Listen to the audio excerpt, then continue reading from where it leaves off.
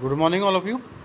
आज हम लोग इंटरनेशनल फाइनेंस मैनेजमेंट की 39 ई लेक्चर की क्लास ले रहे हैं, जो कि रिलेटेड है absolute form and relative form से। एब्सोल्यूट फॉर्म और रिलेटिव फॉर्म हम लोगों ने पिछले लेक्चर के अंदर समझा था, और उस लेक्चर के अंदर मैंने आपको ये बताया था कि जो परचेजिंग पावर पैरिटी है उसकी जो टू फॉर्म्स होती हैं वो एब्सोल्यूट फॉर्म और रिलेटिव फॉर्म होती हैं। मीन्स हम ये कह सकते हैं कि ये पीपीपी की टाइप्स होती हैं।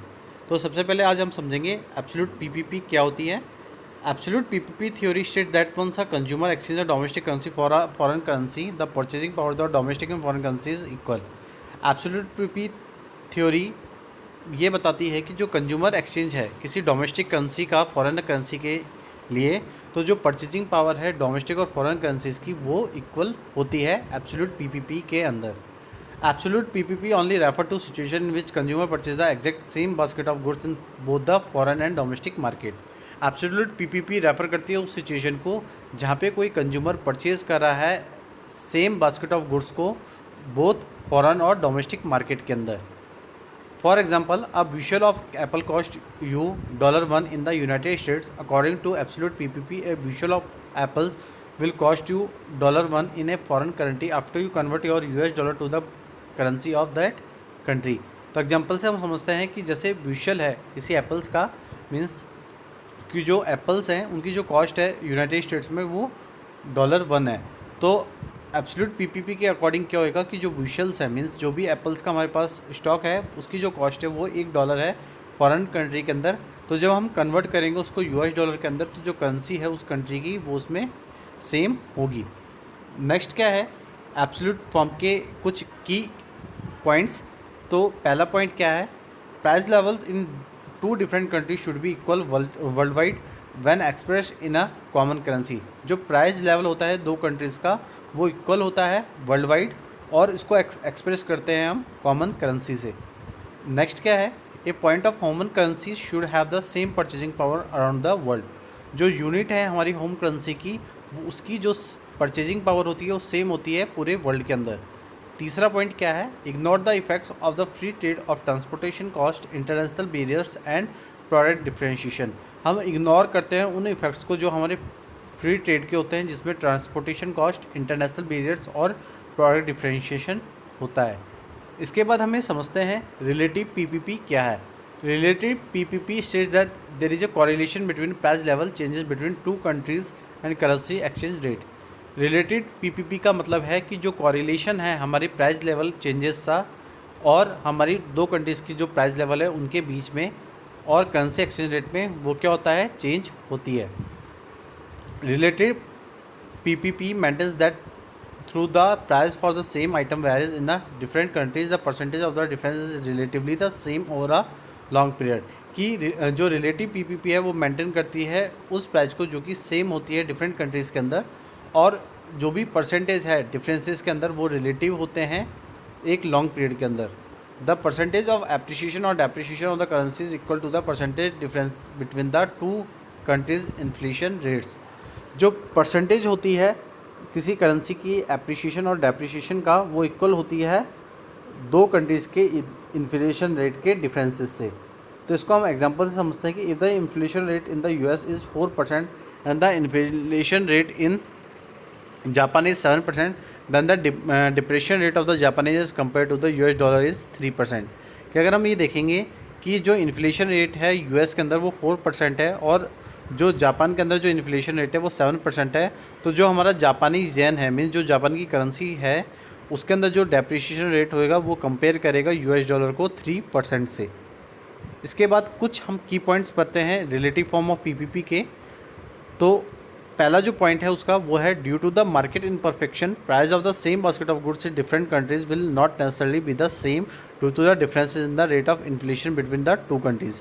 कि हम ये कहते हैं कि जो रिलेटिव फॉर्म होती है पीपीपी के अंदर, तो जो भी हमारे मार्केट इनपरफेक्शन का जो है उसके बेसिस पे जो प्राइस होती हैं हमारे सेम बास्केट के प्रोडक्ट्स की वो डिफरेंट कंट्रीज़ के अंदर ये नेसेसरी नहीं है कि उनकी जो डिफरेंसेस रेट हैं इन्फ्लेशन की दो कंट्रीज़ के बीच में वो सेम हो। उसके बाद जो सेकंड पॉइंट है वो ये बता रहा है, the exchange rate will adjust to reflect changes in the price level inflation of the two countries. जो एक्सचेंज रेट होती है उसको एडजस्ट किया जाता है जिससे कि जो रिफ्लेक्शन है उस एक्सचेंज रेट के एडजस्टमेंट का वो हमारे प्राइस लेवल के चेंजेस में हो, मीन्स इन्फ्लेशन में हो दो कंट्रीज़ के बीच में। तो आज के लेक्चर के अंदर हम लोगों ने जो हमारे परचेजिंग पावर पैरिटी की जो टू टाइप्स थी, एब्सोल्यूट फॉर्म और रिलेटिव फॉर्म को समझा है इस लेक्चर के अंदर। तो जैसे कि मैंने आप लोगों को बताया था कि जो एब्सोल्यूट पीपीपी होती है वो ये बताती है कि एक कंज्यूमर का एक्सचेंज कितना है डोमेस्टिक करेंसी का फॉरेन करेंसी के लिए। तो जो परचेजिंग पावर है डोमेस्टिक और फॉरेन करेंसी की वो क्या होती है, इक्वल होती है। और एब्सोल्यूट पीपीपी रेफ़र करता है उन सिचुएशन को जहाँ पे जो कंज्यूमर है वो परचेज़ करता है सेम बास्केट ऑफ गुड्स को बोथ फॉरेन और डोमेस्टिक मार्केट्स के अंदर। तो हमने एग्जांपल से ही समझा था कि अगर कोई ब्रुशल है एप्पल्स का, मीन्स जो भी स्टॉक है हमारे पास एप्पल की, उसकी जो कॉस्ट है वो यूनाइटेड स्टेट्स में $1 है। तो एब्सोल्यूट पीपी के अकॉर्डिंग क्या होगा कि जो ब्रुशल्स है हमारे एप्पल्स की जो कॉस्ट है उसकी $1 फॉरेन कंट्री के अंदर। तो जब हम किसी US डॉलर को किसी दूसरी कंट्री करेंसी के अंदर कन्वर्ट करेंगे तो वो क्या होगी, सेम होगी। उसके बाद हमने ये बताया था कि जो एब्सोल्यूट फॉर्म होती है पीपीपी की, तो उसके अंदर जो प्राइस लेवल होता है दो डिफरेंट कंट्रीज़ का वो इक्वल होता है वर्ल्ड वाइड और एक्सप्रेस करता है कॉमन करेंसी को। दूसरा हमने ये समझा था कि जो यूनिट है होम करेंसी की वो सेम परचेजिंग पावर से होती है अराउंड द वर्ल्ड। और तीसरा हमने ये समझा था कि जो इग्नोर्स है हमारे इफ़ेक्ट्स का जो फ्रेट ट्रेड के अंदर ट्रांसपोर्टेशन कॉस्ट, इंटरनेशनल बैरियर्स और प्रोडक्ट डिफरेंशिएशन भी होती है। तो जो भी हमारी इफ़ेक्ट्स हैं फ्री ट्रेड के अंदर उनको इग्नोर किया जाता है एब्सोल्यूट फॉर्म पीपीपी के अंदर। उसके बाद हमने समझा था रिलेटिव पीपीपी। तो रिलेटिव पीपीपी बताती है कि जो भी कॉरिलेशन है हमारे प्राइस लेवल चेंजेस का दो कंट्रीज़ के बीच में और जो भी एक्सचेंज रेट है हमारी करेंसीज़ की उनके बीच में, तो वो डिफरेंट होती है। और रिलेटिव पीपीपी मेंटेन करती है उन प्राइस को जो कि सेम होती है और वेरी होती है डिफरेंट कंट्रीज़ के अंदर। तो जो परसेंटेज है हमारे डिफरेंसेस का वो रिलेटिवली लॉन्ग पीरियड के अंदर सेम होते हैं। तो जो भी परसेंटेज है हमारी करेंसीज़ के एप्रिसिएशन और डेप्रिसिएशन को लेके वो इक्वल होती है, किसके परसेंटेज के बेसिस पे, टू कंट्रीज़ के इन्फ्लेशन रेट के बेसिस पे। तो अगर इसको हम एग्जांपल से समझें कि अगर US डॉलर की जो इन्फ्लेशन रेट है वो 4% है और जापान की जो इन्फ्लेशन रेट है 7% है, तो जो जापानीज येन की जो करेंसी है वो डेप्रिशिएशन रेट पे होगी जब वो कंपेयर करेगी US डॉलर को 3% से। तो हम ये देखेंगे कि जो डेप्रिशिएशन रेट होगी जब हम जापानीज येन को US डॉलर में कन्वर्ट करेंगे तो वो कितनी होगी, 3% होगी, क्योंकि जो जापान की इन्फ्लेशन रेट ज़्यादा है और US डॉलर की कम है।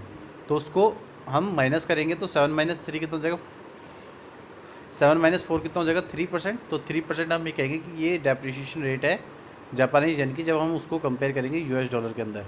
फिर हमने ये समझा था कि जो रिलेटिव फॉर्म है पीपीपी की, तो अगर कोई मार्केट इम्परफेक्शन का ड्यू है तो जो प्राइजेज़ हैं सेम बास्केट के प्रोडक्ट की वो डिफरेंट कंट्रीज़ के अंदर नेसेसरी नहीं होंगी कि जो भी डिफरेंसेस है हमारे रेट ऑफ इन्फ्लेशन का दो कंट्रीज़ के बीच में उनके डिफरेंसेस से। दूसरा हमने क्या समझा था कि जो एक्सचेंज रेट है वो एडजस्ट की जाती है जब हम रिफ्लेक्ट करते हैं उसके चेंजेस इन प्राइस लेवल पे, मींस इन्फ्लेशन के अंदर जो चेंजेस करते हैं दो कंट्रीज़ के बीच में। तो ये जो दो फॉर्म्स थी एब्सोल्यूट और relative form purchasing power parity की, वो हमने इस लेक्चर के अंदर कंप्लीट समझ ली है। और इसके बाद हम इसके आगे जो हमारा लेक्चर रहेगा उसमें हम आगे के टॉपिक्स को क्लियर करेंगे। तो आज के लिए इतना ही। Thank you so much and have a nice day.